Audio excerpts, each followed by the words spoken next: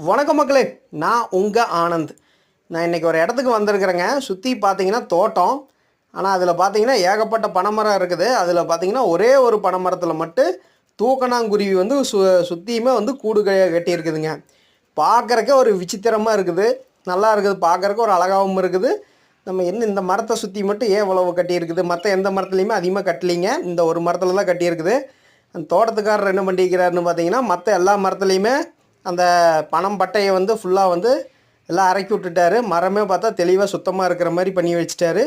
இந்த ஒரு மரத்தில் மட்டும் அப்படியே விட்டுட்டாரு. சரி, அந்த குருவியெல்லாம் சுற்றி இருக்குது, அது இருந்துட்டு போகட்டும் அப்படின்னு சொல்லி அந்த விட்டுட்டாருங்க. இது ரொம்ப நல்ல விஷயந்தான். எனக்கு பார்க்குறக்க ரொம்ப பிரமிப்பாக இருந்தது. இந்த ஒரு மரத்தில் பாருங்கள் எவ்வளவு கூடு இருக்குதுன்னு பாருங்கள்.